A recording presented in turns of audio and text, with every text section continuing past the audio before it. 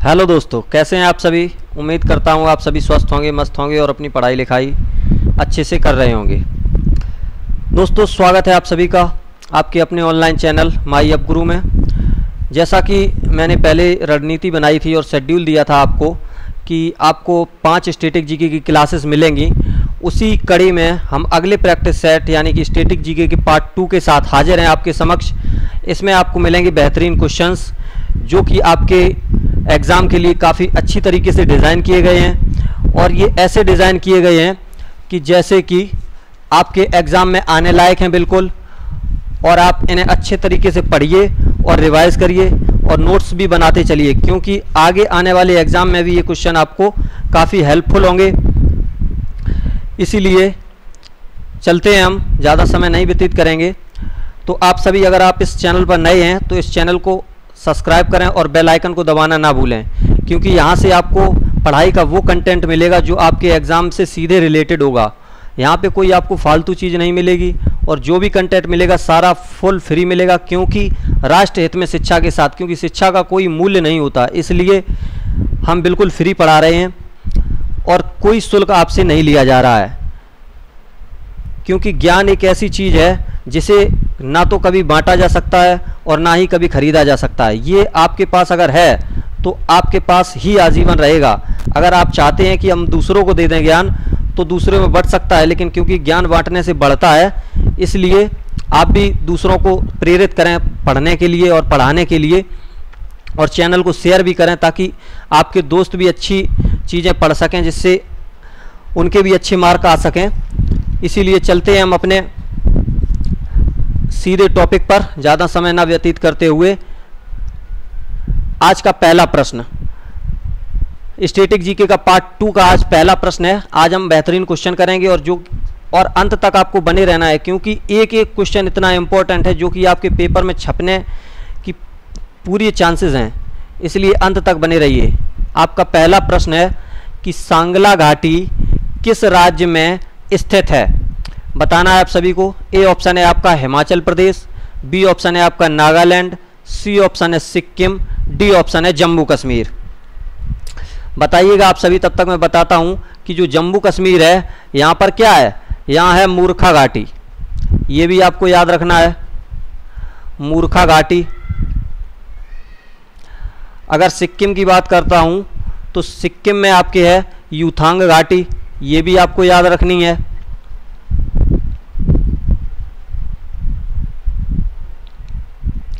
अगर मैं नागालैंड की बात करता हूं तो नागालैंड में है आपकी जुकू घाटी, जुकू घाटी। एक प्रश्न से आपके 4 प्रश्न क्लियर होते हैं, क्योंकि यहाँ पे पूछा मैंने क्या है, सांगला घाटी किस राज्य में स्थित है, तो वो हो जाएगी आपके हिमाचल प्रदेश। ए ऑप्शन आपका सही है। और आपको याद रखनी है कि नागालैंड में जुकू घाटी है, ये भी इंपॉर्टेंट है। सिक्किम में यूथांग घाटी है और जम्मू कश्मीर में मूर्खा घाटी है, ये भी याद रखनी है। चलते हैं अपने अगले क्वेश्चन पर। हमारा अगला प्रश्न है कि मराठा साम्राज्य का अंतिम पेशवा कौन था। ए ऑप्शन है आपका बालाजी विश्वनाथ, बी ऑप्शन है बाजीराव द्वितीय, सी ऑप्शन है साहू जी, डी ऑप्शन है आपका ताराबाई। बताइएगा आप सभी कि इसका सही आंसर क्या होगा। तो इसका सही आंसर हो जाएगा बाजीराव द्वितीय, बी ऑप्शन आपका सही है। चलते हैं अगले क्वेश्चन पर। हमारा अगला प्रश्न है कि उत्तर प्रदेश का सबसे पुराना विश्वविद्यालय का नाम है। बताइए आप सभी। ए ऑप्शन है आपका बुंदेलखंड विश्वविद्यालय, बी ऑप्शन है इलाहाबाद विश्वविद्यालय, सी ऑप्शन है बनारस हिंदू विश्वविद्यालय, डी ऑप्शन है इनमें से कोई नहीं। अगर मैं बात करता हूं बुंदेलखंड विश्वविद्यालय की, तो ये आपका झांसी में स्थित है, झांसी उत्तर प्रदेश में। अगर बात करता हूं बनारस हिंदू विश्वविद्यालय की, तो ये सभी को पता है कि बनारस में स्थित है,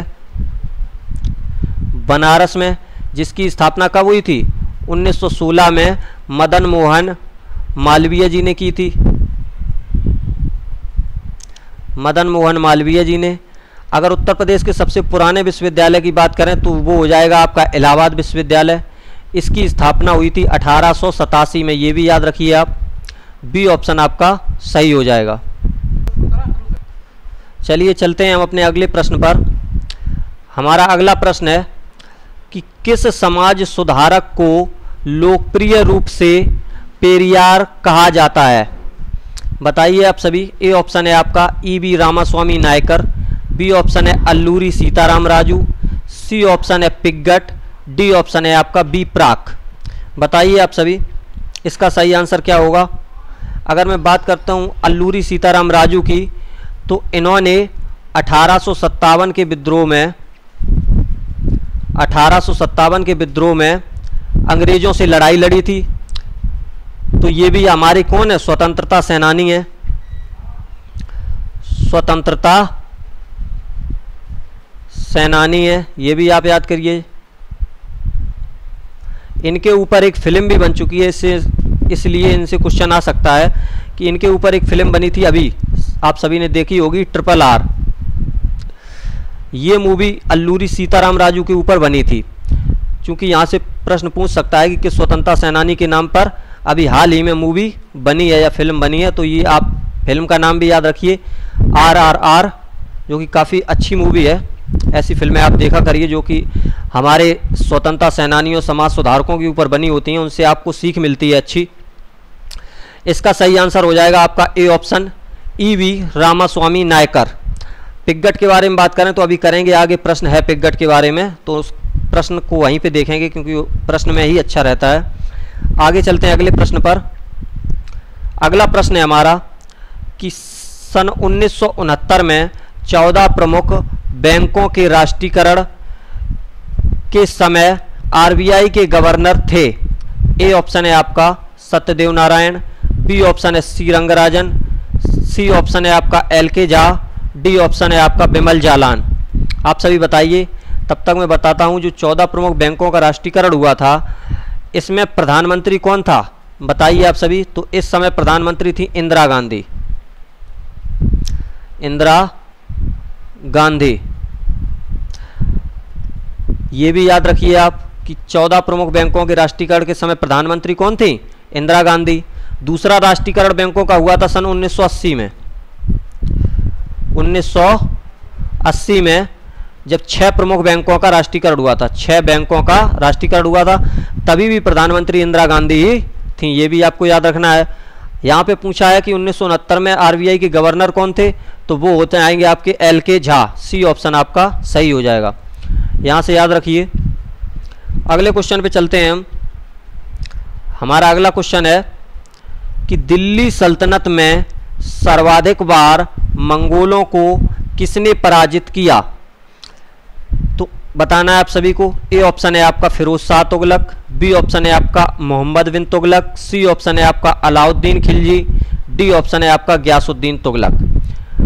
अगर मैं बात करूं अलाउद्दीन खिलजी की, तो इसके समय में सर्वाधिक बार आक्रमण किया गया। मंगोलों ने अपना सर्वाधिक बार आक्रमण किसके समय में किया? तो अलाउद्दीन खिलजी के समय में।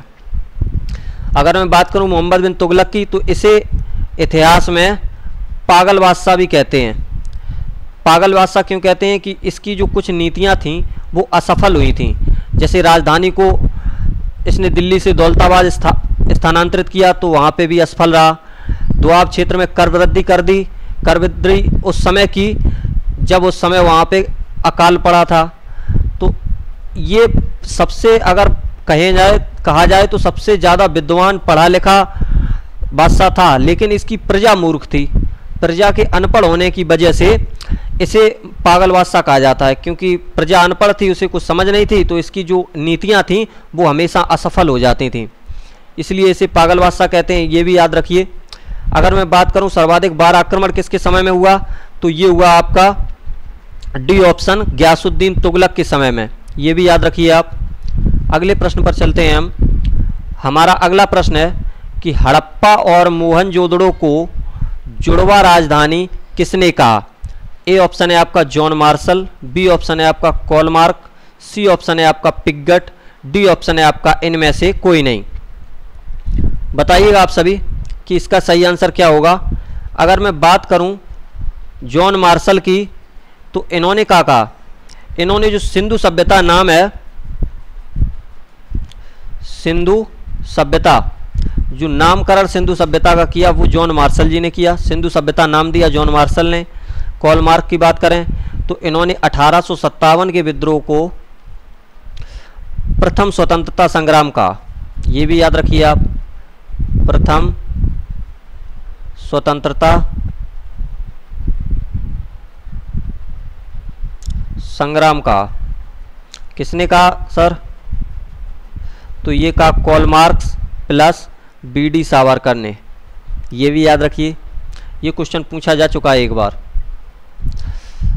आपके यूपी SSC आयोग ने ही पूछा है, इसलिए ये इंपॉर्टेंट है कि 1857 के विद्रोह को किसने प्रथम स्वतंत्रता संग्राम कहा है? तो वो कार्ल मार्क्स और बीडी सावरकर। आपको दोनों में से एक भी ऑप्शन मिल सकता है और आपको दोनों ऑप्शन भी मिल सकते हैं, तो आपको बहुत ध्यान से क्वेश्चन पढ़ना है। अगर बात करें कि हड़प्पा और मोहनजोदड़ो को जुड़वा राजधानी किसने कहा, तो वो कहा है आपके पिग्गट साहब ने। सी ऑप्शन आपका सही हो जाएगा। यहाँ से ये 3 क्वेश्चन याद रखिए। अगले प्रश्न पर चलते हैं हम। हमारा अगला प्रश्न है कि अणुव्रत सिद्धांत किस धर्म के साथ जुड़ा है? बताइए आप सभी। ए ऑप्शन है आपका जैन धर्म, बी ऑप्शन है आपका बौद्ध धर्म, सी ऑप्शन है आपका आजीवक धर्म, डी ऑप्शन है आपका हिंदू धर्म। बताइए आप सभी।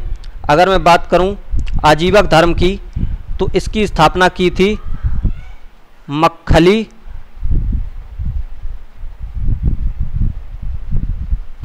गोसाल ने। ये भी आप याद रखिए, यहाँ से भी क्वेश्चन आ सकता है कि आजीवक धर्म की स्थापना किसने की, तो मक्खली गोसाल हो जाएगा। और आजीवक धर्म का जो अनुयायी राजा था वो था आपका बिंदुसार। ये भी आप याद रखिए, जो अशोक का पिता था, मौर्य वंश से ये संबंधित थे। बिंदुसार जी मौर्य वंश से संबंधित थे, ये अशोक के पिता थे और चंद्रगुप्त मौर्य के पुत्र थे। अगर बौद्ध धर्म की बात करें तो आप सभी को पता है कि इसकी स्थापना गौतम बुद्ध ने की, और गौतम बुद्ध की जो जन्म हुआ था वो आपको याद रखना है। जो बुद्ध का जन्म हुआ था वो हुआ था 563 BC में, ईसा पूर्व जिसे बोलते हैं। और कहाँ हुआ था, तो ये हुआ था लुम्बिनी में। लुम्बिनी में, ये भी याद रखिए आप। अगर बात करता हूँ जैन धर्म की, तो जैन धर्म की स्थापना किसने की थी? वो की थी आपके ऋषभदेव ने। ऋषभदेव ने। अगर इसकी वास्तविक संस्थापक पूछें जैन धर्म के, जो कि 24वें तीर्थंकर थे, वो थे महावीर स्वामी। ये भी आपको याद रखना है, महावीर स्वामी। इनका जो जन्म हुआ था महावीर स्वामी का, तो ये हुआ था 540 BC में। और ये कहाँ पर हुआ था ये बताना है आप सभी को। तो ये हुआ था कुंडग्राम में, कुंडग्राम वैशाली में। और अगर बात करें अणुव्रत सिद्धांत की, तो ये जैन धर्म के साथ जुड़ा हुआ है। ए ऑप्शन आपका सही है। चलते हैं अगले प्रश्न पर। ऐसे ही आप ध्यान से पढ़ते रहिए, क्योंकि यहाँ पे आपको वो कंटेंट मिलेगा जो आपको पूरे YouTube पर कहीं नहीं मिलेगा। इसकी गारंटी है कि YouTube पे चैनल तो बहुत हैं, पढ़ाने वाले टीचर भी बहुत हैं, लेकिन आपको वो पढ़ाते हैं जो आपके एग्ज़ाम में आना ही नहीं है, क्योंकि उन्हें अपना चैनल चलाना है। और मैं आपको वो कंटेंट देता हूँ जो आपके एग्ज़ाम से सीधा रिलेटेड है। आपको कोई फालतू की चीज़ें यहाँ नहीं मिलेंगी। और आपका ये समय ऐसा समय चल रहा है जिसमें आपको वो चीज़ें पढ़नी है जो आपके निश्चित एग्ज़ाम में आएंगी। तो इसलिए हमारे साथ तैयारी करते रहिए। हमारे चैनल के साथ आपके अनमोल सर मैथ की प्रैक्टिस करा रहे हैं, अभिषेक सर GS की करंट अफेयर की और हिंदी की प्रैक्टिस करा रहे हैं, अनमोल सर भी करंट अफेयर की प्रैक्टिस करा रहे हैं। तो आप निश्चित तौर पर चैनल के साथ जुड़े रहें। और शाम को जो आपका GS का मॉडल पेपर होता है उसे देखना ना भूलें, क्योंकि GS के जितने सारे प्रश्न होंगे वो वहीं से आएंगे और इससे बाहर कुछ नहीं जाएगा। अगर आपने अच्छे से GS के मॉडल पेपर कर लिए और उसकी व्याख्या अच्छे से नोट कर ली और उसे याद कर लिया, तो ये मान लो कि प्रश्न आपका पूरा का पूरा फंसेगा। जैसी मैंने गारंटी ली है 50 में 40 से 45 की, तो वो आपके कोई नहीं रोक सकता, अगर आपने GS में अच्छे से प्रैक्टिस सेट की और ये स्टैटिक GK की चारों क्लासें कर लीं। तो चलते हैं अपने अगले प्रश्न पर। हमारा अगला प्रश्न है कि अंडमान और निकोबार द्वीप समूहों में कुल द्वीपों की संख्या है। तो अंडमान और निकोबार द्वीप समूह में कितनी द्वीपों की संख्या है वो आपको बताना है। ए ऑप्शन है आपका 572, बी ऑप्शन है 580, सी ऑप्शन है 563, डी ऑप्शन है 456। इंपॉर्टेंट क्वेश्चन है क्योंकि ये कई बार पूछा जा चुका है, ये दोनों बार पूछा चुका है। अंडमान में भी पूछा जा चुका है, निकोबार में भी अलग अलग करके भी पूछा जा चुका है, और दोनों के इकट्ठे भी पूछा जा चुका है। तो मैं बात करता हूँ अंडमान की, तो अंडमान में द्वीपों की संख्या है 550, और अगर निकोबार की बात करता हूँ तो निकोबार में द्वीपों की संख्या है 22। कहीं कहीं निकोबार में द्वीपों की संख्या 19 भी लिखी है, तो वो आपके ऑप्शन पे डिपेंड करेगा। अगर ऑप्शन में 22 ना रहा तो आपको 19 सही करना है, अगर 19 और 22 दोनों द्वीपों की संख्या रही तो आपको 22 सही करनी है। और अंडमान में कितनी है? 550, ये भी याद रखना है आपको। तो 550 में अगर यहाँ 22 जोड़ेंगे तो कितनी हो जाएगी? 572। ये ऑप्शन आपका सही है। यहाँ से क्वेश्चन पूछा जाता है, इसलिए याद रखिएगा। आपको ऐसे चुनिंदा प्रश्न लाए गए हैं जो निश्चित तौर पर आपके एग्जाम से रिलेटेड है और पूछे गए हैं कई बार। आगे चलते हैं अपने अगले प्रश्न पर कि ड्रैकन्सबर्ग पर्वत किस देश में स्थित है, बताना है आप सभी को। ए ऑप्शन है आपका स्पेन, बी ऑप्शन है फ्रांस, सी ऑप्शन है आपका जर्मनी, डी ऑप्शन है आपका दक्षिण अफ्रीका। तो बात करते हैं अगर स्पेन और फ्रांस की, पहले बात फ्रांस की करते हैं। तो फ्रांस में जो आपका पर्वत है वो है आपका जूरा पर्वत, ये भी आपको याद रखना है, जूरा पर्वत। अगर बात जर्मनी की करते हैं तो जर्मनी में है आपका ब्लैक फॉरेस्ट पर्वत, ब्लैक फॉरेस्ट पर्वत, ये भी याद रखना है। और ये आपका बलित पर्वत नहीं है, ये अपशिष्ट पर्वत है। जैसा अपने भारत में अरावली पर्वत है, ऐसा ये अपशिष्ट पर्वत है, क्योंकि अब इसमें बलित नहीं है, ये इसकी ऊंचाई नहीं बढ़ रही है, ये अब अंतिम दशा में है जीवन की। अगर बात करें स्पेन और फ्रांस की सीमा पर जो एक पर्वत है वो आपको याद रखना है, वो है पारेनीज पर्वत, पारेनीज पर्वत, ये भी आपको याद रखना है। और अगर बात करें ड्रैकन्सबर्ग पर्वत की तो ये हो जाएगा आपका दक्षिण अफ्रीका में, डी ऑप्शन आपका सही है। चलते हैं अपने अगले प्रश्न पर। हमारा अगला प्रश्न है कि इंकलाब जिंदाबाद किसने संकलित किया।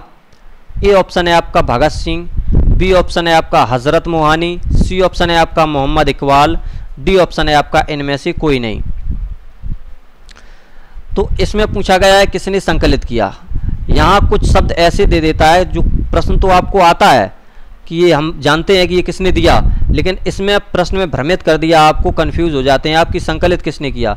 संकलित का मतलब हो जाता है लिखना। कुछ शब्द ऐसे आ जाते हैं हिंदी में जिनका मतलब हमें नहीं पता होता, उससे क्वेश्चन गलत होने के चांसेस ज़्यादा रहते हैं, इसलिए आप वीडियो को बहुत ध्यान से देखें।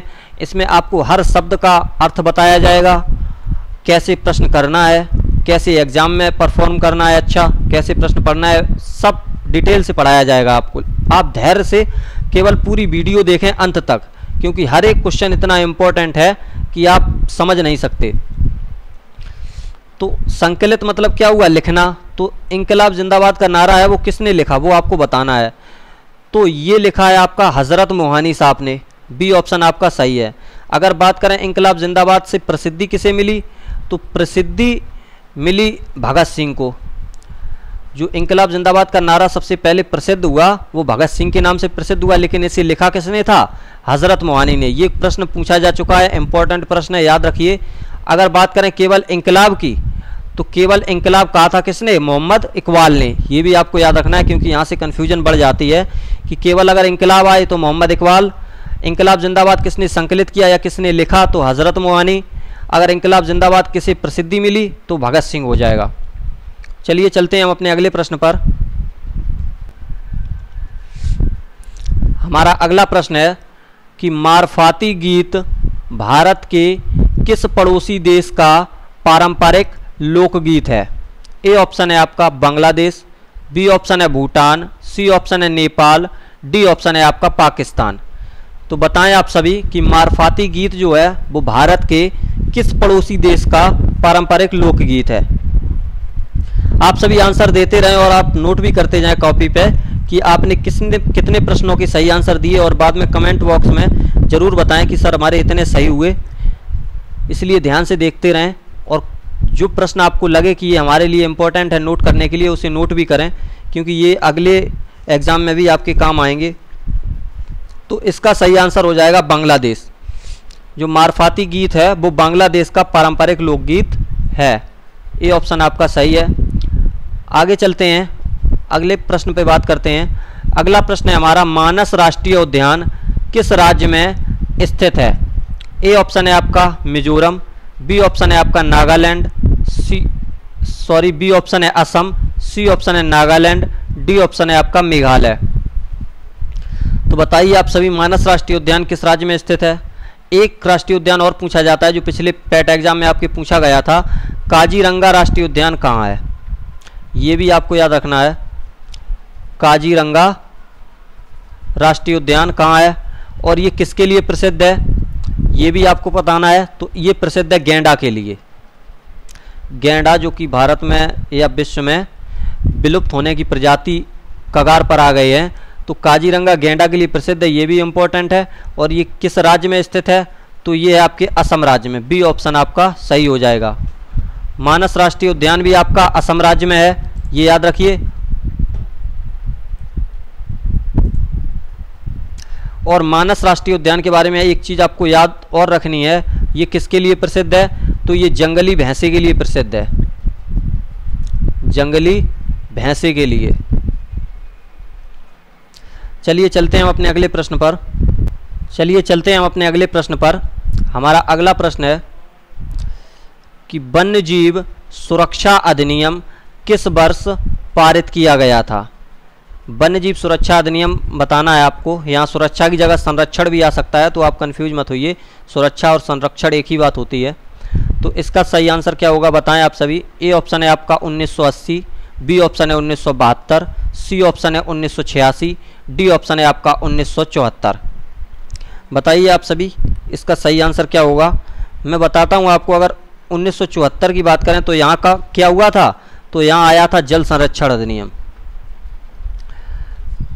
जल संरक्षण अधिनियम, ये भी आपको याद रखना है, काफ़ी इंपॉर्टेंट है। ये चारों अधिनियम जो मैं बताऊंगा, ये मान लो कि रट के जाइए, बिल्कुल ही बहुत इंपॉर्टेंट हैं।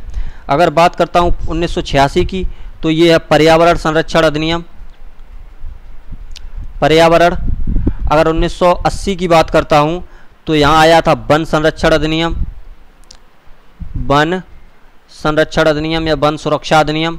अगर बात करूं वन्यजीव सुरक्षा अधिनियम की, तो ये आया था 1972 में। ये चारों याद रखिए, 1980 में वन सुरक्षा अधिनियम, 1972 में वन्यजीव सुरक्षा अधिनियम। यहाँ पे लड़का कंफ्यूज हो जाता है कि वन है कि वन्यजीव है।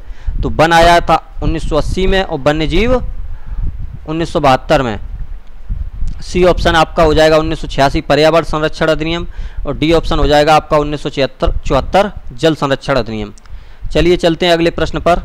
ये मान लीजिए कि ये आपका फास्ट ट्रैक रिवीजन चल रहा है कि आप जितने कम समय में जितने ज़्यादा प्रश्न कर लें, वही हमारा लक्ष्य है और यही होना भी चाहिए। क्योंकि इतना फास्ट ट्रैक रिवीजन इतने थोड़े जल्दी में भी इसलिए चल रहा हूँ कि आपका ज़्यादा समय भी ना व्यतीत हो और आपको क्वेश्चन भी ज़्यादा मिल जाएँ और अच्छे से मिल जाएँ।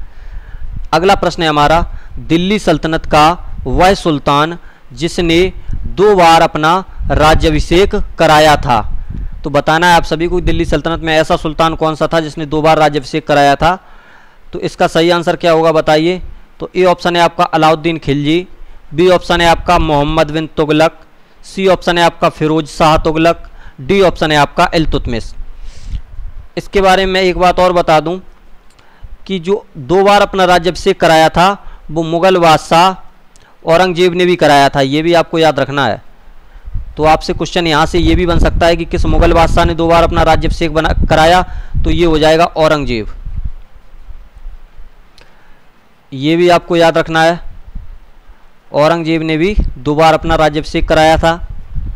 और इसका सही आंसर हो जाएगा फिरोज शाह तुगलक। सी ऑप्शन आपका सही हो जाएगा, फिरोज शाह तुगलक ने भी अपना 2 बार राज्याभिषेक कराया था।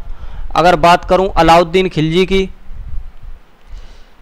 तो इसका शासनकाल क्या है? तो इसका शासनकाल है 1296 से 1316 तक।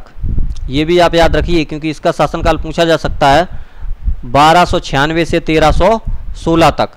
अगर बात इल्तुतमिश की करें तो इल्तुतमिश का शासनकाल क्या है, तो ये है 1210 ईस्वी से 1236 ईस्वी तक, 36 ईस्वी तक, ये भी आप याद रखिए।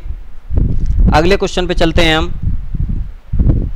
हमारा अगला प्रश्न है कि जनजातीय लोगों के संबंध में सर्वप्रथम आदिवासी शब्द का प्रयोग किसने किया। तो जनजातीय लोग, अब इस समय हम कहते हैं कि आदिवासी लोग, कहते हैं कि जैसे हमारी आदिवासी राष्ट्रपति भी बनी हैं अभी हाल ही में, माननीय द्रौपदी मुर्मू जी, जो कि कौन से नंबर की राष्ट्रपति हैं, वो 15वें नंबर की राष्ट्रपति हैं। ये भी याद रखिए, क्योंकि राष्ट्रपति तो सभी को पता है कि द्रौपदी मुर्मू जी हैं। प्रश्न आपसे यहाँ से पूछ सकता है कि कौन से नंबर की राष्ट्रपति हैं, तो वे 15वें नंबर की राष्ट्रपति हैं, याद रखिएगा आप सभी। तो इसका आंसर बताइए आप सभी। ए ऑप्शन है आपका बिरसा मुंडा, बी ऑप्शन है आपका ठक्कर बापा, सी ऑप्शन है आपका शंकराचार्य। यहाँ शंकराचार्य गलत लिखा है, जो हमारे टाइपिस्ट महोदय हैं उनसे गलती हो गई, क्योंकि उन्हें नहीं पता कि हिंदी में वर्तनी शुद्धिकरण क्या होता है। तो इस क्वेश्चन पे सबसे ज़्यादा कन्फ्यूजन होता है क्या, कि आदिवासी के रूप में। जो आदिवासी है सभी लोग लगाते हैं कि इसका आंसर क्या होगा, बिरसा मुंडा, क्योंकि ये आदिवासी नेता थे। तो इसका आंसर बिरसा मुंडा नहीं हो सकता किसी भी हालत में, क्योंकि ये क्वेश्चन आपका गलत हो जाएगा अगर आपने बिरसा मुंडा किया। जो जनजातीय लोगों के संबंध में सर्वप्रथम आदिवासी शब्द दिया था, वो दिया था आपके ठक्कर बापा ने। ये याद रखिए, इंपॉर्टेंट क्वेश्चन है। और यहाँ से भी इम्पोर्टेंट याद रखना है कि जो माननीय द्रौपदी मुर्मू जी हैं वो कितने नंबर की राष्ट्रपति हैं, 15वें नंबर की, और ये सबसे युवा राष्ट्रपति भी हैं। देख सकते हैं आप, भारत में युवा कितने साल का होता है, 62 वर्ष में भारत में युवा होता है, और जो अभी 20-25 साल के घूम रहे हैं ये अभी बालक हैं, क्योंकि ये 62 साल की उम्र में राष्ट्रपति बनी और ये सबसे युवा राष्ट्रपति हैं, और ये 15वें नंबर की है, यहाँ से याद रखिए। अगले प्रश्न पे चलते हैं हम। हमारा अगला प्रश्न है कि सिगरेट के धुएं का मुख्य प्रदूषक क्या है, बताना है आप सभी को। ए ऑप्शन है आपका मेथेन, बी ऑप्शन है आपका कार्बन डाइऑक्साइड, सी ऑप्शन है आपका कार्बन मोनोऑक्साइड, डी ऑप्शन है आपका फ्रीऑन। तो सिगरेट के धुएं का जो मुख्य प्रदूषक है वो बताएं आप सभी। अगर मैं बात करता हूँ मीथेन का, तो इसका फॉर्मूला होता है CH4, और ये मार्स गैस इसे कहते हैं, मार्स गैस। अगर बात करूं कार्बन डाइऑक्साइड की, तो ये हो जाएगी CO2, जो कि ग्लोबल वार्मिंग में सबसे इम्पोर्टेंट है। अगर बात करूं मैं फ्रीऑन की, तो ये फ्रिज में AC और जो फ्रिज होते हैं, फ्रिज में जो ठंडी चीज़ें होती हैं, ठंडी चीज़ें रखने के लिए इसे शीतलक के रूप में प्रयोग करते हैं। फ्रिज में और AC में फ्रीऑन का प्रयोग करते हैं। अगर सिगरेट के धुएं के मुख्य प्रदूषक की बात करें, तो ये हो जाएगा आपका सी ऑप्शन कार्बन मोनोऑक्साइड, और यहाँ पे एक चीज़ और मिल सकती है, बेंजीन। कार्बन मोनोऑक्साइड और बेंजीन दोनों इस सिगरेट के धुएं की मुख्य प्रदूषक हैं, जो कि सीधे आपके फेफड़ों पर असर करती हैं और फेफड़े खराब हो जाते हैं। आगे चलते हैं अगले प्रश्न पर। हमारा अगला प्रश्न है कि किस अभिलेख में अशोक ने खुद को मगध का सम्राट बताया, बताना आप सभी को। अशोक के अभिलेखों के बारे में आप सभी को पता होगा। अशोक ने कितने अभिलेख लिखाए, वो हैं आपके 14 अभिलेख। और कलिंग युद्ध का वर्णन किस अभिलेख में है, वो भी बताइए आप सभी। कलिंग युद्ध का वर्णन जो है वो है 13वें अभिलेख में, 13वें अभिलेख या शिलालेख में। इसका आंसर बताइए आप सभी। ए ऑप्शन है आपका भाब्रू अभिलेख, बी ऑप्शन है आपका शेर-ए-कुना अभिलेख, सी ऑप्शन है आपका रोमनदेही अभिलेख, डी ऑप्शन है आपका इनमें से कोई नहीं। बताइए आप सभी इसका सही आंसर क्या होगा। अगर मैं बात करूं शेर-ए-कुना अभिलेख की, तो ये अशोक का सबसे बड़ा अभिलेख है, ये भी याद रखिए, सबसे बड़ा अभिलेख। अगर मैं बात करूं रोमनदेही की, तो ये सबसे छोटा अभिलेख है, ये भी याद रखिए। और ये अशोक ने खुद को मगध का सम्राट बताया, वो बताया है भाब्रू अभिलेख में, यहाँ से याद रखिए। अशोक के अभिलेखों की संख्या 14, कलिंग युद्ध का वर्णन 13वें शिलालेख में, सबसे बड़ा अभिलेख शेर-ए-कुना, सबसे छोटा अभिलेख रोमनदेही, और खुद को मगध का सम्राट किसमें बनाया, भाब्रू अभिलेख में। यहाँ से सब क्वेश्चन याद रखिए, क्योंकि यही सब आपके कुछ प्रश्न एग्जाम में घुमा फिरा के पूछे जाते हैं। UPSSC का एक निश्चित पैटर्न है जो वही प्रश्न घुमा फिरा के पूछता है, इसलिए अच्छे से रिवाइज करें। अगले प्रश्न पे चलते हैं हम। हमारा अगला प्रश्न है कि हाल ही में ईरान ने अपनी मुद्रा रियाल का नाम बदलकर क्या रखने का फैसला किया है। ये करंट अफेयर से रिलेटेड भी क्वेश्चन है, तो ये याद रखिए, क्योंकि आपके टॉपिक में सिलेबस में दिया है कि देश, राजधानी एवं मुद्रा, तो मुद्रा से यहाँ से क्वेश्चन आ सकता है। तो ईरान की राजधानी कहाँ होगी, तो ये हो जाएगी तेहरान। ये भी याद रखना है आपको, राजधानी तेहरान, और मुद्रा पहले क्या थी, रियाल। ये भी पहले की भी याद रखना है, क्योंकि ये भी पूछा सकता है कि ईरान ने अपनी हाल ही में अपनी जो मुद्रा का नाम बदला है, तो जो ये किया है, और पहले क्या थी इसकी मुद्रा, तो ये थी रियाल, और अभी हाल ही में इसने क्या नाम बदला है, तो बताएं आप सभी। ए ऑप्शन है आपका दिरहम, बी ऑप्शन है आपका तोमन, सी ऑप्शन है आपका पीसो, डी ऑप्शन है आपका रियल। तो इसका सही आंसर हो जाएगा आपका बी ऑप्शन तोमन। ईरान ने अपनी मुद्रा का नाम बदलकर किया है तोमन। अगले प्रश्न पे चलते हैं हम। हमारा अगला प्रश्न है कि भारतीय पर्यावरण अभियांत्रिकी अनुसंधान संस्थान कहाँ स्थित है। बताइए आप सभी। ए ऑप्शन है आपका मुंबई, बी ऑप्शन है आपका देहरादून, सी ऑप्शन है आपका भोपाल, डी ऑप्शन है आपका नागपुर। बात करूं देहरादून की, तो यहाँ किसका मुख्यालय है, तो आप सभी को पता है वन सर्वेक्षण का मुख्यालय। जिसे नहीं पता है वो याद कर लें, वैसे मोस्टली लोगों को पता होगा कि वन सर्वेक्षण का मुख्यालय कहाँ है, वो है देहरादून में। और अगर बात करें मुंबई में, तो मुंबई में क्या है, तो ये है मत्स्य अनुसंधान संस्थान, मत्स्य अनुसंधान संस्थान।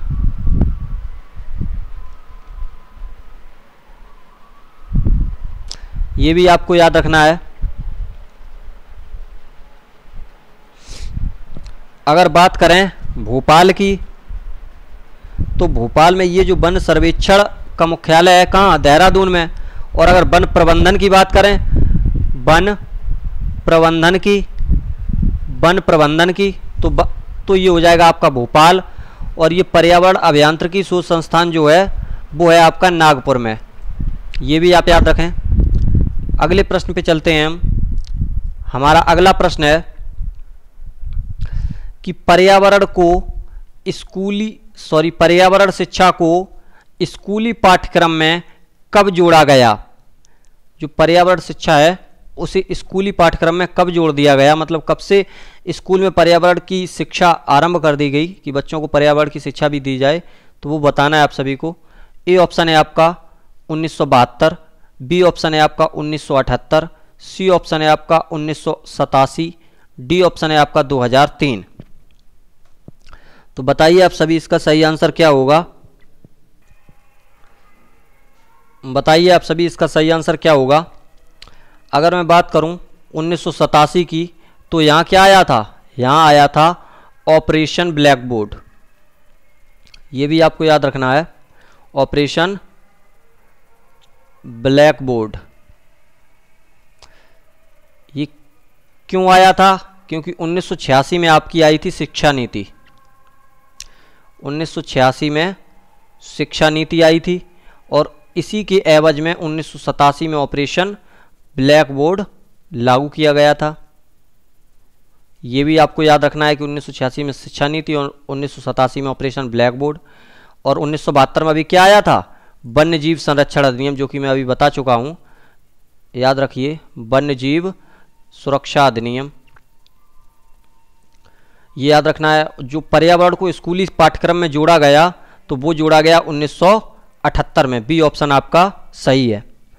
याद रखिए, यहाँ से जितनी भी इन्फॉर्मेशन मैं दे रहा हूँ एक क्वेश्चन से, ये इतनी इंपॉर्टेंट है कि यहीं से क्वेश्चन आएंगे। और क्वेश्चन आएंगे कहाँ से, ये बताइए।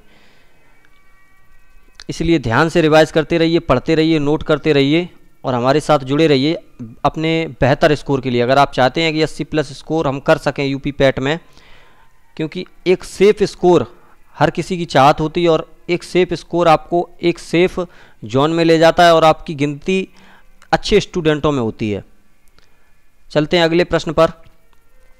हमारा अगला प्रश्न है कि भारतीय जीवन बीमा निगम LIC की स्थापना कब हुई। ए ऑप्शन है आपका 1 सितंबर 1954, बी ऑप्शन है आपका 12 अगस्त 1958, सी ऑप्शन है आपका 1 सितंबर 1956, डी ऑप्शन है आपका 1 जनवरी 1956। तो यहाँ कुछ लोगों को पता भी होगी कि LIC की स्थापना हुई कब, कि 1956 में। तो यहाँ 1956 तो 2 बार है, तो आपको यहाँ पे ध्यान देने की ज़रूरत है कि 1 जनवरी को हुआ या 1 सितंबर को हुआ। LIC की बात करें तो LIC भारत की एकमात्र सरकारी बीमा कंपनी है, एकमात्र सरकारी बीमा कंपनी, ये भी याद रखना है, एकमात्र। और ये विश्व की जो बीमा कंपनियां हैं उसमें विश्व में ये 10वें नंबर पर है, पूरे विश्व में 10वें नंबर पर है, ये भी आपको याद रखनी है। और LIC की जो इस समय अध्यक्ष हैं वो हैं आपके MR कुमार, ये भी याद रखिए। और जो LIC की स्थापना हुई है वो बताइए, तो ये हुई है आपकी 1 सितंबर 1956 को, सी ऑप्शन आपका सही है। अगर इसके मुख्यालय की बात करें तो इसका जो मुख्यालय है वो हो जाएगा आपका मुंबई में, ये भी याद रखिए, LIC का मुख्यालय मुंबई में है। चलिए चलते हैं हम हमारे अगले प्रश्न पर। हमारा अगला प्रश्न है कि एशियन विकास बैंक ADB का मुख्यालय कहाँ स्थित है। तो बताइए आप सभी कि एशियन विकास बैंक ADB का मुख्यालय कहाँ है। ए ऑप्शन है आपका बीजिंग, बी ऑप्शन है आपका संघाई, सी ऑप्शन है आपका मनीला, डी ऑप्शन है आपका मॉस्को। मॉस्को। तो इसका सही आंसर क्या होगा। अगर ADB की बात करें तो इसकी स्थापना कब हुई थी वो भी बताना है आपको, स्थापना कब हुई, और इसके सदस्य देश कितने हैं ये भी बताना है आपको, सदस्य देश, और इसके अध्यक्ष कौन है, वर्तमान में इसके जो अध्यक्ष हैं वो भी बताने हैं आप सभी को। अगर मैं बात करूं इसकी स्थापना की तो इसकी स्थापना हुई 1966 में, याद रखिए। सदस्य देश की बात करें तो वो हैं आपके 68 सदस्य देश। अगर इसके अध्यक्ष की बात करें तो अध्यक्ष इसके कौन है, वो है मात्सुगो असाकावा, मात्सुगो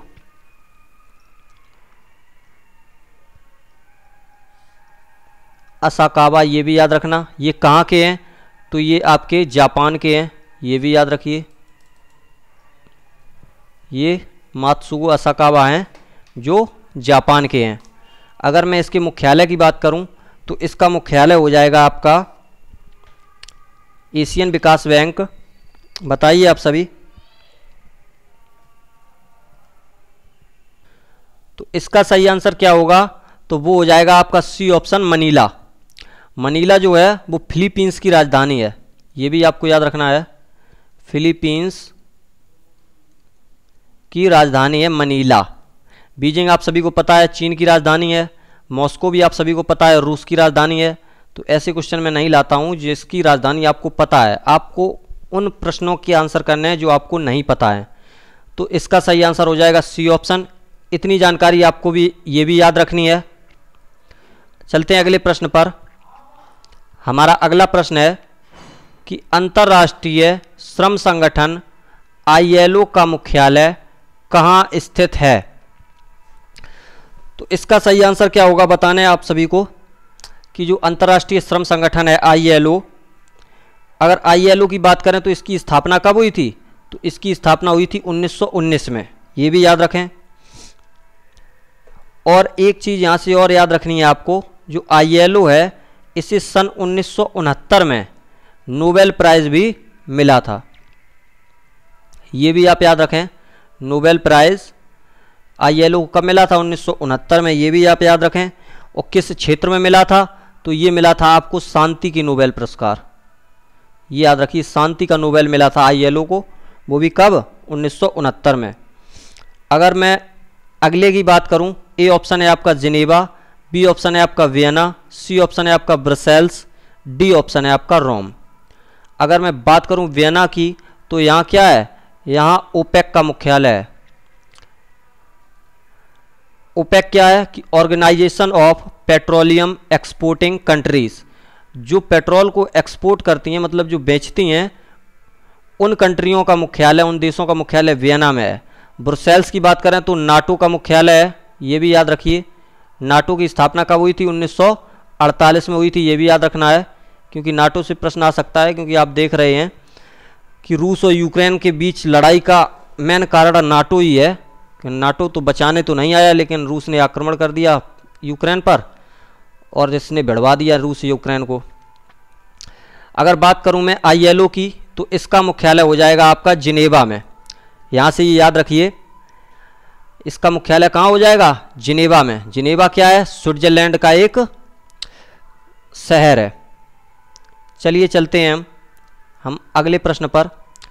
हमारा अगला प्रश्न है कि तोरग्या महोत्सव किस राज्य से संबंधित है? तो बताइएगा आप सभी। ए ऑप्शन है आपका मणिपुर, बी ऑप्शन है आपका उड़ीसा, सी ऑप्शन है आपका छत्तीसगढ़, डी ऑप्शन है आपका अरुणाचल प्रदेश। ये आपकी कला और संस्कृति से लिया गया प्रश्न है, क्योंकि महोत्सव, मेले, लोक नृत्य आपके कला एवं संस्कृति में आते हैं। तो यहाँ से आपको याद रखना है कि तोरग्या महोत्सव किस राज्य में है, तो बताना है आप सभी को। इसका सही आंसर हो जाएगा आपका डी ऑप्शन, अरुणाचल प्रदेश। अगर तोरग्या महोत्सव की बात करें तो ये जो महोत्सव है वो 3 दिवसीय है, 3 दिन मनाया जाता है। और इसे कौन मनाता है? तो इसे मोनपा जनजाति द्वारा मनाया जाता है। ये भी क्वेश्चन पूछा जा सकता है कि इसे किस जनजाति द्वारा मनाया जाता है, तो मोनपा जनजाति याद रखिए, मोनपा जनजाति। और ये कहाँ पर मनाया जाता है ये भी याद रखिए, तो ये अरुणाचल प्रदेश के तवांग मठ में मनाया जाता है। ये भी याद रखिए, तवांग मठ में, क्योंकि यहाँ से ये क्वेश्चन बन सकते हैं, इसलिए इम्पोर्टेंट हैं। जो भी मैं बता रहा हूँ वो सब इम्पोर्टेंट हैं, इसलिए ये तो बहुत ही इम्पोर्टेंट है, क्योंकि ये भी करंट में रहा था तोरग्या महोत्सव, इसलिए आने के चांसेस ज़्यादा हैं। चलिए चलते हैं हम अगले प्रश्न पर। हमारा अगला प्रश्न है कि नेपाल का राष्ट्रीय खेल क्या है?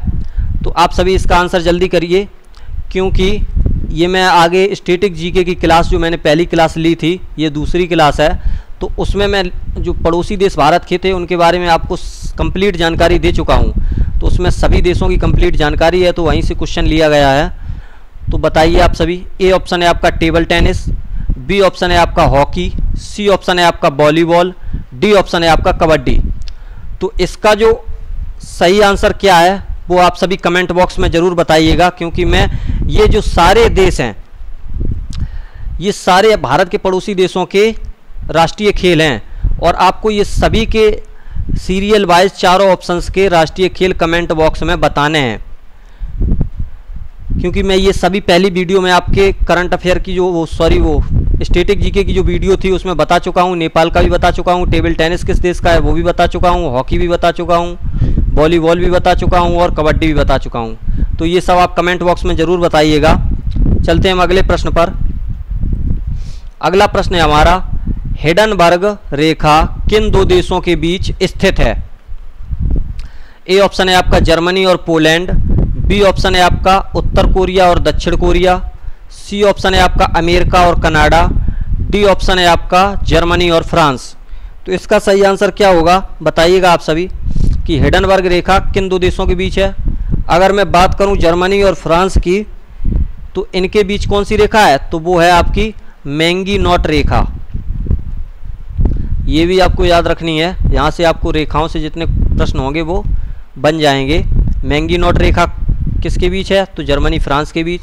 अमेरिका और कनाडा की बात करें तो यहाँ क्या है? यहाँ है 49वीं समांतर रेखा,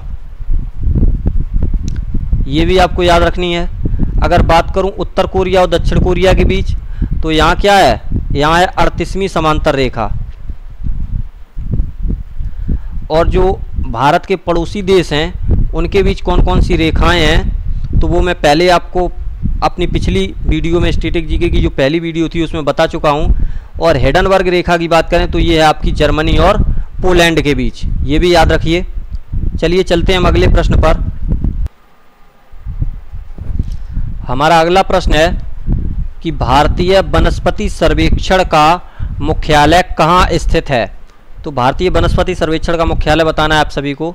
ए ऑप्शन है आपका देहरादून, बी ऑप्शन है आपका कोलकाता, सी ऑप्शन है आपका नागपुर, डी ऑप्शन है आपका कोयम्बटूर। अगर मैं कोयम्बटूर की बात करता हूँ तो यहाँ क्या है, यहाँ है आपका गन्ना प्रजनन केंद्र। ये भी याद रखिए आप, केंद्रीय गन्ना प्रजनन केंद्र वो कहाँ है, कोयम्बटूर में। अगर मैं नागपुर में बात करूँ तो नागपुर में अभी मैंने बताया था नीरी का मुख्यालय है, नीरी का मुख्यालय।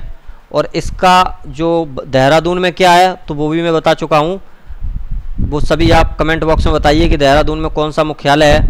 अभी मैंने पिछली क्वेश्चंस में बताया, इसीलिए आप कमेंट बॉक्स में ज़रूर बताएं। इसका सही आंसर हो जाएगा आपका बी ऑप्शन, कोलकाता भारतीय वनस्पति सर्वेक्षण का मुख्यालय है। चलिए चलते हैं अगले प्रश्न पर। हमारा अगला प्रश्न है कि भारत में ज्ञानपीठ पुरस्कार पाने वाली पहली महिला कौन है। तो भारत में जो ज्ञानपीठ पुरस्कार मिलता है तो ये किस क्षेत्र में मिलता है, तो ये मिलता है साहित्य के क्षेत्र में। ये भी आपको याद रखना है, ज्ञानपीठ पुरस्कार साहित्य के क्षेत्र में मिलता है। और इसे पाने वाली पहली महिला कौन है। ए ऑप्शन है आपका आशापूर्णा देवी, बी ऑप्शन है आपका मीरा कुमार, सी ऑप्शन है आपका महादेवी वर्मा और डी ऑप्शन है आपका इनमें से कोई नहीं। अगर मैं बात करता हूँ महादेवी वर्मा की तो इन्हें सन 1982 में मिला था। और किस रचना के लिए मिला था, तो इनकी रचना थी यामा। ये काफ़ी इम्पोर्टेंट है और ये पूछी जाती है कि महादेवी वर्मा जी को किस रचना के लिए ज्ञानपीठ पुरस्कार मिला। तो अगर मीरा कुमार की बात करते हैं तो ये प्रथम लोकसभा महिला अध्यक्ष हैं। ये भी आपको याद रखना है, प्रथम महिला लोकसभा अध्यक्ष।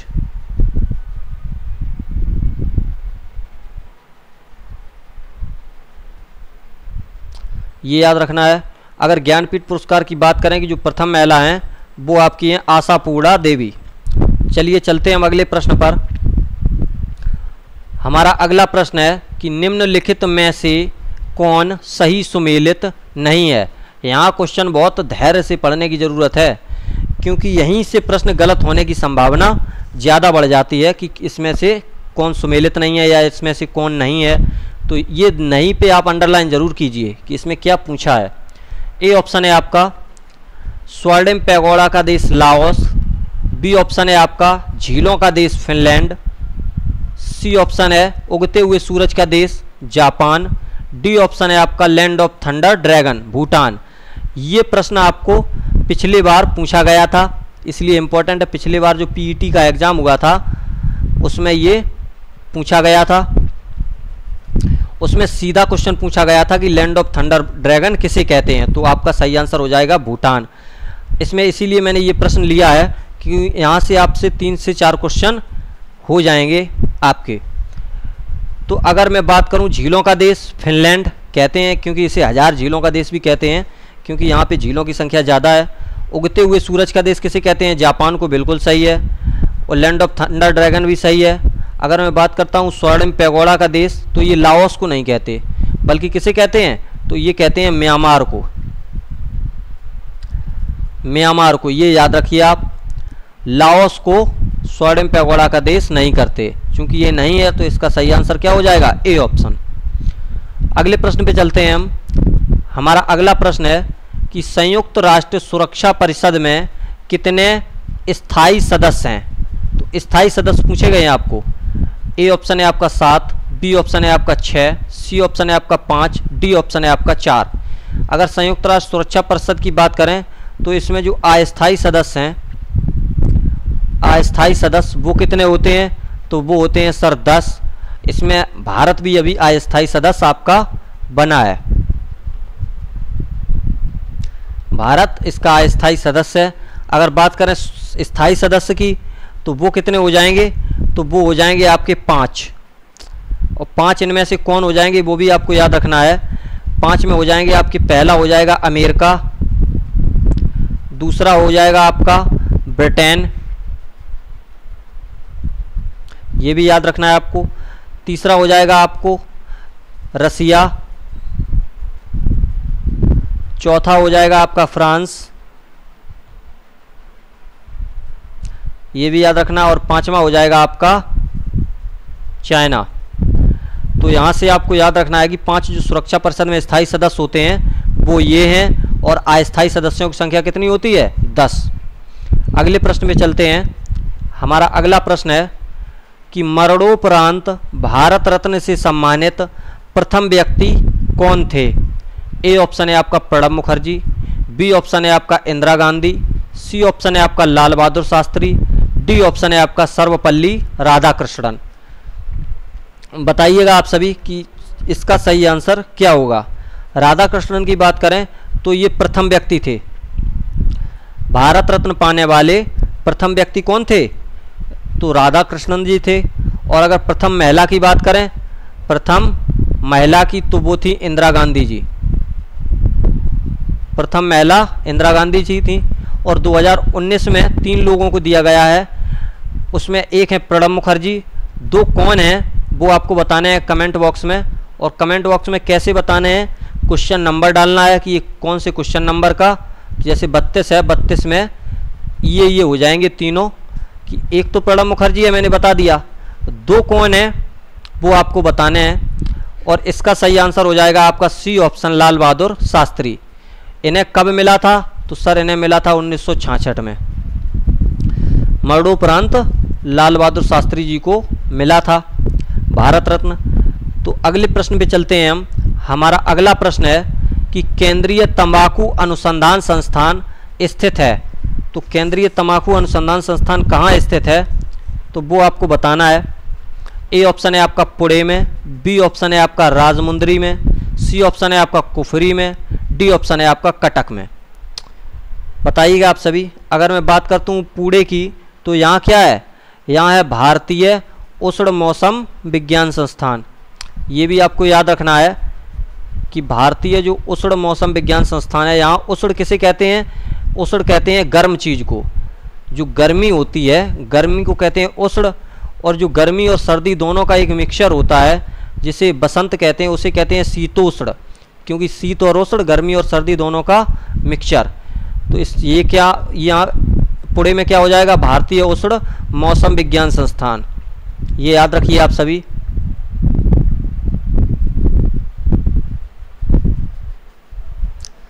ये कहाँ है आपका? पुणे में। कुफरी की बात करें तो यहाँ हो जाएगा आलू अनुसंधान संस्थान, ये भी याद रखिए। कटक की बात करें तो यहाँ हो जाएगा चावल अनुसंधान संस्थान, ये भी याद रखिए। और तंबाकू की बात करें तो ये हो जाएगा आपका राजमुंदरी। ज़्यादातर लोगों को पता ही होता है तंबाकू का, बाकी किसी का पता हो ना हो, लेकिन राजमुंदरी सभी को पता होगा। अगले प्रश्न पे चलते हैं हम। अगला प्रश्न है हमारा कि नेपाल की संसद का नाम क्या है? ये भी मैं अपनी पहली वीडियो में करा चुका हूँ, जो कि आपको स्टैटिक जीके की पहली मिली थी, जो भारत के पड़ोसी देश थे। तो इसका सही आंसर क्या होगा बताना है आप सभी को। ए ऑप्शन है आपका जातीय संसद, बी ऑप्शन है आपका शूरा, डी ऑप्शन है आपका डायट, और डी ऑप्शन है आपका राष्ट्रीय पंचायत। तो जातीय संसद किस देश की है? तो वो है आपकी बांग्लादेश की, याद रखना। शूरा की बात करें तो ये किस देश की है?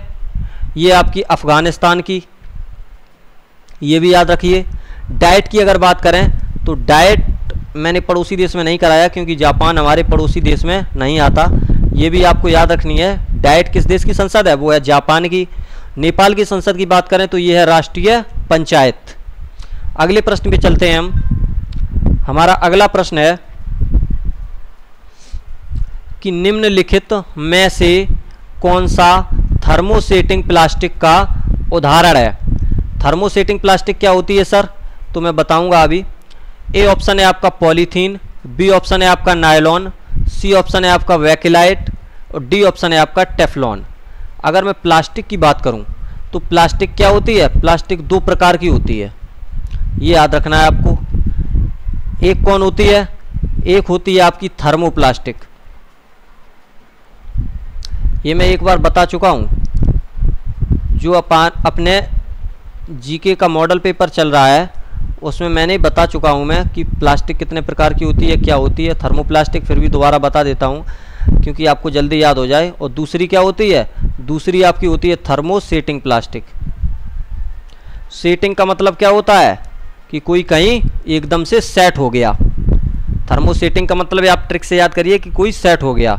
तो ये एक बार सेट हो जाने के बाद इसे दोबारा पिघलाकर इस्तेमाल नहीं किया जा सकता, क्योंकि ये अगर एक बार सेट हो गई तो इसे दोबारा पिघलाकर सही नहीं किया जा सकता। और ये जो थर्मोप्लास्टिक है तो इसे पिघलाकर दोबारा यूज में लाया जा सकता है। तो इनके उदाहरण पूछे हैं आपको, तो पॉलीथीन को तो दोबारा यूज में कर सकते हैं, तो ये क्या हो गई, थर्मोप्लास्टिक। हमसे क्या पूछा है, थर्मोसेटिंग प्लास्टिक। नायलॉन की बात करते हैं, इसे भी पिघला के सही कर सकते हैं। अगर बात करें टेफ्लॉन की, तो इसे भी पिघलाकर रीयूज कर सकते हैं।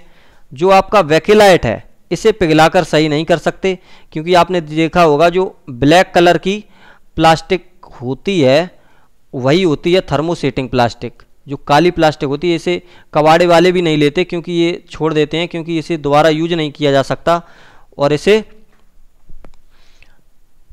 दोबारा यूज भी नहीं कर सकते, और इसीलिए इसे बेचा भी नहीं जाता, क्योंकि ये बिल्कुल एक बार बन गई तो बन गई, वो जब तक काम करती रहेगी तब तक ठीक है, फिर दोबारा इसे यूज नहीं किया जा सकता। चलते हैं हम अगले प्रश्न पर। हमारा अगला प्रश्न है, तो हमारा अगला प्रश्न है कि प्रथम भारतीय उत्पाद जिसे जीआई टैग प्राप्त हुआ। तो जीआई टैग क्या होता है, जीआई का फुल फॉर्म होता है ज्योग्राफिकल इंडिकेशन। ये भी आपको याद रखना है, ज्योग्राफिकल इंडिकेशन जो होता है जीआई, ये किसे दिया जाता है, ये किसी विशेष स्थान पर जो वहाँ का एक उत्पाद होता है, जैसे कोई एक विशेष स्थान है वहाँ पर यही उत्पाद उगाया जाता है जो कि भरपूर मात्रा में एक्सपोर्ट किया जाता है, तो वो वहाँ के उत्पाद को जीआई टैग दिया जाता है। तो ये प्रथम भारतीय उत्पाद कौन सा था, तो बताना है आप सभी को। ए ऑप्शन है आपका दार्जिलिंग की चाय, बी ऑप्शन है टेराकोटा, सी ऑप्शन है अल्फांसो आम, डी ऑप्शन है इनमें से कोई नहीं। और जो जीआई टैग है ये 10 वर्षों के लिए दिया जाता है, ये भी याद रखना, 10 वर्ष के लिए एक बार दिया जाता है। तो जीआई टैग से भी क्वेश्चन पूछे जा सकते हैं, तो ये 10 वर्षों के लिए दिया जाता है, ज्योग्राफिकल इंडिकेशन। और ये जो प्रथम भारतीय उत्पाद था वो था आपका दार्जिलिंग की चाय, जो कि दार्जिलिंग की चाय वहाँ पे बहुत फेमस है, पश्चिम बंगाल में ये पड़ता है दार्जिलिंग, तो इसलिए ये याद रखना। चलते हैं हम अगले प्रश्न पर। हमारा अगला प्रश्न है कि राष्ट्रीय ग्रामीण विकास संस्थान कहाँ स्थित है। तो राष्ट्रीय ग्रामीण विकास संस्थान बताना है आप सभी को। ए ऑप्शन है आपका नागपुर, बी ऑप्शन है आपका देहरादून, सी ऑप्शन है आपका दिल्ली, डी ऑप्शन है आपका हैदराबाद। देहरादून और नागपुर दोनों में बता चुका हूँ, इसलिए याद रखिए, क्योंकि इसी वीडियो में बताए हैं, आपको इतना तो याद रखना पड़ेगा। अगर मैं बात करता हूँ ग्रामीण विकास संस्थान की, तो वो हो जाएगा आपका हैदराबाद। डी ऑप्शन आपका सही है। चलते हैं अपने अगले प्रश्न पर। हमारा अगला प्रश्न है कि निम्नलिखित में से कौन सही है। ए ऑप्शन है आपका सिविल मैरिज एक्ट जो है, ये यहाँ पे एक्ट दिए गए हैं, और ये दिए गए हैं कौन, वायसराय, जो भारत के वायसराय थे वो दिए गए हैं, और ये क्या है, ये है आपके एक्ट। तो इसमें से कौन सही है वो बताना है आप सभी को। तो जो ए ऑप्शन है आपका कि सिविल मैरिज एक्ट वो लाया था नॉर्थब्रुक, बी ऑप्शन है आपका संपत्ति आयु अधिनियम वो लाया था लैंसडाउन, सी ऑप्शन है आपका हिंदू महिला संपत्ति अधिनियम, वो किसके शासनकाल में आया था, वो लिनलिथिगो। तो इसमें कौन सा सही होगा बताना है आप सभी को। तो इसका सही आंसर हो जाएगा इनमें से सभी, ये सभी बिल्कुल सही हैं। ये सभी याद रखिए, आप नोट करके चलिए, क्योंकि ऐसे प्रश्न मैं इसीलिए लाया हूँ जिससे एक प्रश्न से आपके 3 से 4 प्रश्न हो जाएं, क्योंकि कम समय में ज़्यादा देना वही सबसे इम्पोर्टेंस होती है किसी भी टीचर के लिए और किसी भी उसके स्टूडेंट के लिए, कि कम समय में हमें कितना ज़्यादा मिल रहा है। चलिए चलते हैं हम अगले प्रश्न पर। हमारा अगला प्रश्न है कि बाण सागर बांध किस नदी पर स्थित है। ए ऑप्शन है आपका नर्मदा नदी, बी ऑप्शन है आपका सोन नदी, सी ऑप्शन है आपका बेतवा नदी, डी ऑप्शन है आपका तापी नदी। तापी को ताप्ती भी कहते हैं, ये भी याद रखना, क्योंकि तापी संस्कृत का शब्द है और ताप्ती हिंदी का शब्द। यहाँ पे भी कुछ लोग कंफ्यूज हो जाते हैं कि तापी है कि ताप्ती है, तो तापी और ताप्ती दोनों एक हैं। तो बाण सागर बांध किस नदी पर है ये सभी को बताना है।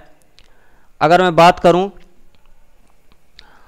कि नर्मदा नदी की, तो नर्मदा नदी पर आपके 3 बांध हैं, सॉरी अभी मैं बात करता हूं एक ओंकारेश्वर की बांध की बात। ओंकारेश्वर, ये भी आपको याद रखना है, ओंकारेश्वर बांध। दूसरा आपको याद रखना है इंदिरा सागर बांध, ये भी नर्मदा नदी पर है, इंदिरा सागर बांध। और एक है आपका जवाहर सागर बांध।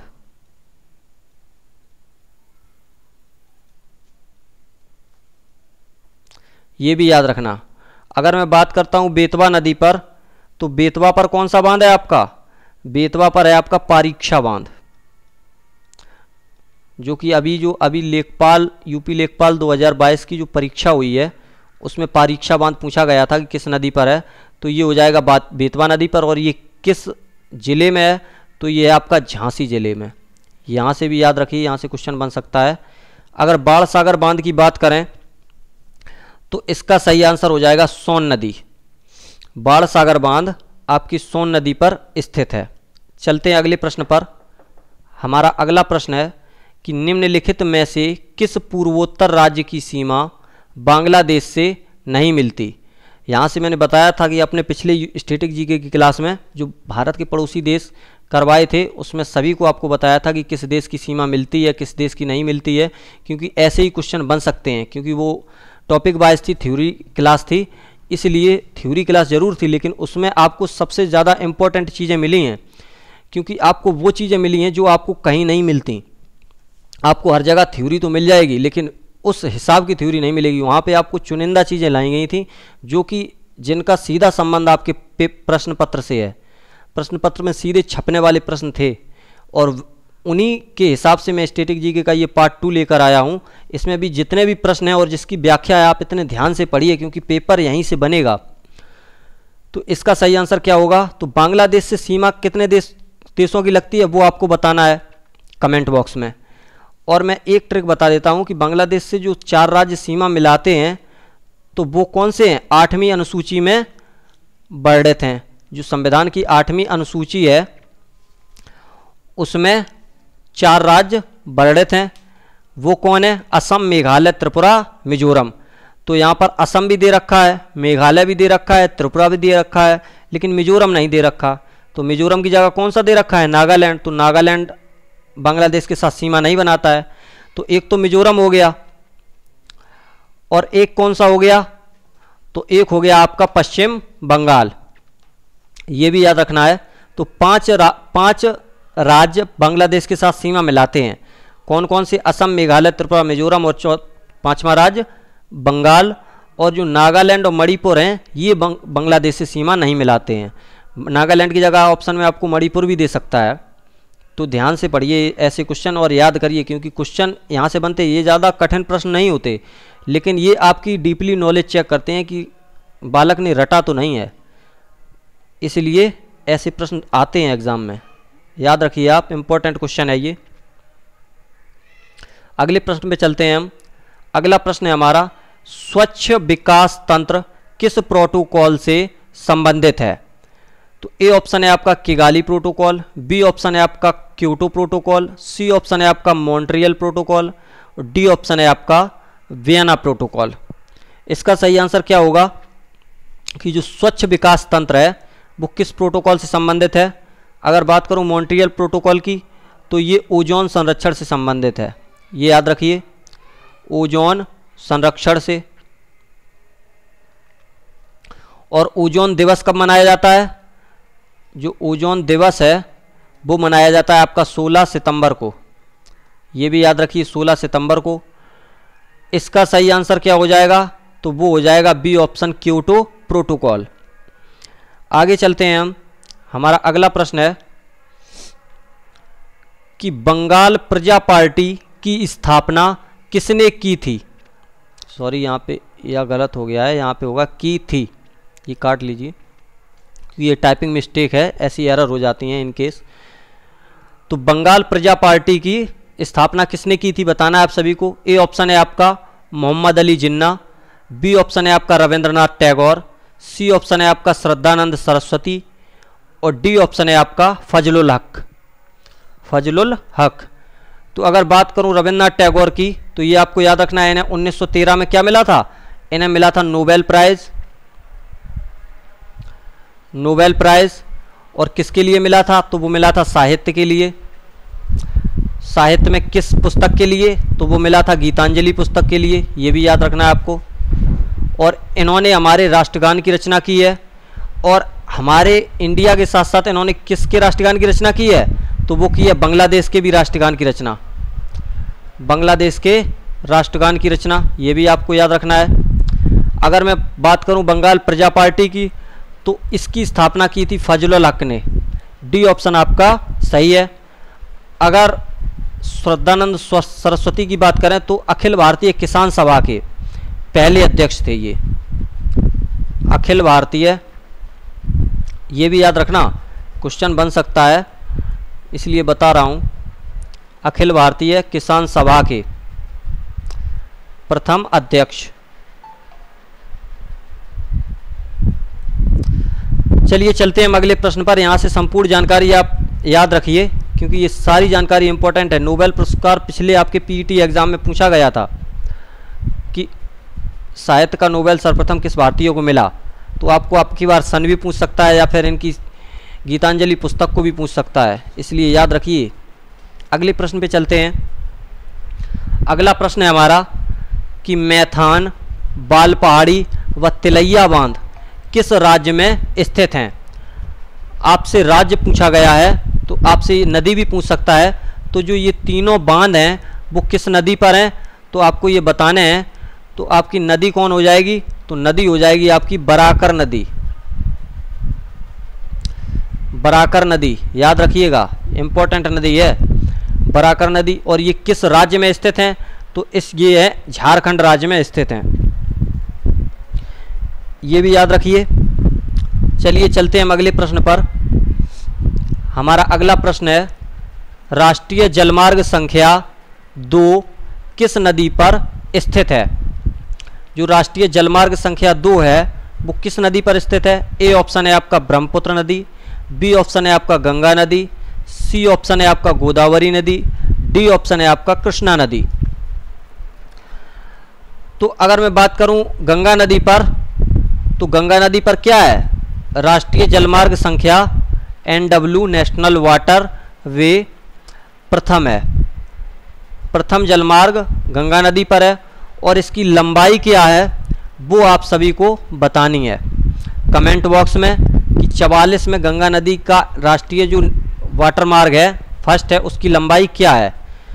और ये जो राष्ट्रीय जलमार्ग संख्या 2 है वो आपके ब्रह्मपुत्र नदी पर है, और इसकी भी लंबाई आपको सर्च करके बतानी है। ये मैं क्वेश्चन क्यों देता हूँ? क्योंकि ये इसलिए देता हूँ कि अगर जब आप सर्च करेंगे, तो आप जब सर्च करेंगे और इसे दोबारा कमेंट बॉक्स में लिखेंगे, तो आपको सर्च करने से भी क्वेश्चन याद होते हैं। जिससे आप सर्च करेंगे पहले तो वो, फिर आप उसे दोबारा लिखेंगे, वो याद करेंगे, तो आपको याद करने के ज़्यादा से ज़्यादा मौका मिले, ज़्यादा से ज़्यादा चांस मिले। क्योंकि अभी आप मैंने बता दिया कि इसकी लंबाई इतनी है, तो आप यहीं से कुछ क्वेश्चन भूल भी जाएंगे। क्योंकि ऐसा तो है नहीं कि वीडियो के 50 क्वेश्चन मैंने पढ़ाए और 50 में अगर 200 क्वेश्चन बने वहाँ से ऑप्शन से, तो आपको 200 ही याद हो जाएं। तो इसलिए वीडियो को 2 बार भी देखना पड़ता है कभी कभी। जैसे कुछ वीडियो में अच्छे प्रश्न मिलते हैं, वैसे हमारी सारी वीडियो में इम्पोर्टेंट प्रश्न है, क्योंकि ये अंतिम प्रहार है, आपका अंतिम युद्ध है, एग्ज़ाम का लिमिटेड समय बचा है। तो अच्छे अच्छे प्रश्न ही ला रहा हूँ, जैसे 100% जो छप सकते हैं, 100% छपने वाले प्रश्न आपके वीडियो में स्टैटिक जीके और मॉडल पेपर में कराए जा रहे हैं। इसलिए हमेशा जुड़े रहिए जब तक आपके एग्ज़ाम हो, और इसके बाद भी आप जिसकी तैयारी करें उससे भी जुड़ें, उस एग्ज़ाम की तैयारी के लिए। क्योंकि यहाँ पे आपको एकदम फ्री तैयारी कराई जा रही है, फ्री ऑफ कॉस्ट, कोई भी आपसे शुल्क नहीं लिया जा रहा है। तो इसकी लंबाई बताइएगा कि ब्रह्मपुत्र नदी पर जो NW1 बन रहा है, NW2, तो इसकी लंबाई क्या है, और गंगा नदी पर जो NW1 है इसकी लंबाई क्या है, कमेंट बॉक्स में ज़रूर बताइएगा। अगले प्रश्न पे चलते हैं हम। हमारा अगला प्रश्न है कि निम्नलिखित में से सही सुमेलित है। ऐसे प्रश्न आपको करने हैं, क्योंकि यहाँ पे आपको देखना है, यहाँ से आपकी जानकारी से यहाँ से 3 से 4 क्वेश्चन एकदम क्लियर होते हैं। ए ऑप्शन है आपका दुर्गापुर इस्पात संयंत्र, ब्रिटेन। ये क्या है? ये है इस्पात संयंत्र, और ये किस देश के सहयोग से बनी है, किस देश के सहयोग से बने हैं वो पूछा गया है आपको। तो दुर्गापुर जो इस्पात संयंत्र है वो बना है ब्रिटेन के सहयोग से, बिल्कुल सही है। बी ऑप्शन है आपका भिलाई इस्पात संयंत्र, वो बना है रूस के सहयोग से, ये भी सही है। तीसरा बात करूं राउरकेला इस्पात संयंत्र की, तो ये बना है जर्मनी के सहयोग से, बिल्कुल सही है। दुर्गापुर की बात करें तो ये कहाँ है, ये पश्चिम बंगाल में है। अगर भिलाई की बात करें तो ये कहाँ है, ये छत्तीसगढ़ में है, छत्तीसगढ़ में। राउरकेला की बात करें तो ये कहाँ है, ये आपका ओडिशा में है, ओडिशा राज्य में। तो इनमें से सभी सही हो जाएगा आपका, ये सभी सही हैं। अगले प्रश्न पे चलते हैं हम। हमारा अगला प्रश्न है कि चमगादड़ उड़ने में किन तरंगों का उपयोग करते हैं। चमगादड़ जब उड़ते हैं तो वो किन तरंगों का उपयोग करते हैं वो बताना है आप सभी को। ए ऑप्शन है आपका अवरक्त तरंगें, बी ऑप्शन है आपका पराश्रव्य तरंगें, सी ऑप्शन है आपका अवश्रव्य तरंगें, डी ऑप्शन है आपका इनमें से कोई नहीं। तो इसका सही आंसर क्या हो जाएगा बताना आप सभी को। तो इसका सही आंसर हो जाएगा बी ऑप्शन, पराश्रव्य तरंगें एकदम सही आंसर है। चलिए चलते हैं अगले प्रश्न पर। हमारा अगला प्रश्न है कि निम्नलिखित में से सही सुमेलित है। फिर से ऐसे ही क्वेश्चन मैंने ज़्यादातर लिए हैं अपने इस वीडियो में, क्योंकि इससे ज़्यादा हमारा एकमात्र लक्ष्य ये है कि आपको ज़्यादा से ज़्यादा प्रश्न कराए जा सकें जिससे आपका एग्ज़ाम अच्छे से निकले। इसलिए आप ध्यान से पढ़िए और बार बार रिवाइज करते रहिए और इन्हें नोट भी करिए, क्योंकि ये आपको क्वेश्चन दोबारा कहीं नहीं मिलेंगे। अगर मिलेंगे भी तो आपको आपका समय ज़्यादा लगेगा और आपको कम मैटर मिलेगा। इसलिए अगर आप समय भी बचाना चाहते हैं तो हमसे निश्चित तौर पर जुड़े रहें। तो बताइए इसका कि कौन सा सही सुमेलित है। ए ऑप्शन है आपका विंडहॉक, और ये क्या देश दिया रखा है, ये दे रखी है आपको राजधानी, राजधानी, और ये दे रखे हैं देश। तो विंडहॉक किसकी राजधानी है, नामीबिया की राजधानी है, बिल्कुल सही है। कंपाला की बात करें युगांडा की राजधानी है, बिल्कुल सही है, जी सर है। तेहरान की बात करें जो मैंने अभी बताया था पिछली क्वेश्चन में, वो ईरान की राजधानी है। ईरान ने अभी हाल ही में अपनी मुद्रा रियाल का नाम बदल कर क्या रखा है, तो ये रखा है तोमन। ये भी याद रखना है आपको, क्योंकि अभी मुद्रा का नाम बदल के रखा है। मुद्रा आपको इतनी जल्दी याद नहीं होती हैं, तो मैं बार बार बता देता हूँ। पहले इसकी मुद्रा क्या थी, रियाल, ये भी याद रखना है। तो इनमें से सही ऑप्शन, सभी ऑप्शन सही हो जाएंगे, यहाँ से याद रखिएगा। अगले प्रश्न पे चलते हैं हम। अगला प्रश्न है कि 1942 में भारत छोड़ो आंदोलन के समय भारत का वायसराय कौन था। ये क्वेश्चन वेरी इंपॉर्टेंट क्वेश्चन है, याद रखिए, क्योंकि ये अभी जो यूपी लेखपाल का एग्ज़ाम हुआ था 31 जुलाई को लेखपाल का, उसमें पूछा जा चुका है, यूपी लेखपाल में पूछा जा चुका है। और उसमें ये पूछा जा चुका है कि भारत छोड़ो आंदोलन के समय भारत का वायसराय कौन था। तो ए ऑप्शन है आपका लिनलिथगो, बी ऑप्शन है आपका बेविल, सी ऑप्शन है आपका माउंटबेटन, डी ऑप्शन है आपका वेलिंगटन। तो इसका सही आंसर क्या होगा। जो भारत छोड़ो आंदोलन है ये कब शुरू हुआ था, तो ये हुआ था 8 अगस्त को। इसे अगस्त क्रांति आंदोलन भी कहते हैं। तो जो भारत छोड़ो आंदोलन के समय भारत का वायसराय था तो वो था आपका लिनलिथगो। ए ऑप्शन आपका सही है। चलते हैं हम अगले प्रश्न पर। हमारा अगला प्रश्न है कि बीसी राय पुरस्कार किस क्षेत्र में दिया जाता है। ए ऑप्शन है आपका पत्रकारिता, बी ऑप्शन है आपका चिकित्सा, सी ऑप्शन है आपका संगीत, डी ऑप्शन है आपका पर्यावरण। ये भी प्रश्न लेखपाल में पूछा जा चुका है, जो अभी लेखपाल हुआ था 2022 में, इसलिए इम्पोर्टेंट क्वेश्चन है। क्योंकि पुरस्कार से जो स्टैटिक जीके का एक पार्ट है, पुरस्कार किस क्षेत्र में दिए जाते हैं और किसे मिला, वो सभी आपको याद रखने हैं। पुरस्कार की एक सेपरेट वीडियो जो करंट अफेयर से रिलेटेड है, वो वीडियो आपकी चैनल पर उपलब्ध है, आप वो वीडियो देख सकते हैं। तो बीसी राय पुरस्कार किस क्षेत्र में दिया जाता है, तो ये दिया जाता है आपका चिकित्सा के क्षेत्र में। बी ऑप्शन आपका सही है। अगर मैं संगीत की बात करूं तो संगीत के क्षेत्र में कौन सा पुरस्कार दिया जाता है, तो वो दिया जाता है आपका ग्रैमी अवार्ड। जो ग्रैमी अवार्ड है वो संगीत के क्षेत्र में दिया जाता है। और पत्रकारिता के क्षेत्र में कौन दिया जाता है, तो ये दिया जाता है रेमन मैग्सेसे अवार्ड। ये भी याद रखिए, मैग्सेसे अवार्ड। चलिए चलते हैं हम अगले प्रश्न पर। हमारा अंतिम प्रश्न है आज का, और जो कि 50वां प्रश्न है कि ऑपरेशन पोलो किस रियासत के खिलाफ एक सैन्य अभियान था? ए ऑप्शन है आपका जूनागढ़, बी ऑप्शन है आपका गोवा, सी ऑप्शन है आपका हैदराबाद, डी ऑप्शन है कश्मीर। ये भी क्वेश्चन यूपी लेखपाल में पूछा जा चुका है। ये जो अंतिम 3 प्रश्न थे वो मैंने यूपी लेखपाल के पेपर से लिए हैं, जो कि इम्पोर्टेंट, सबसे इम्पोर्टेंट क्वेश्चन थे।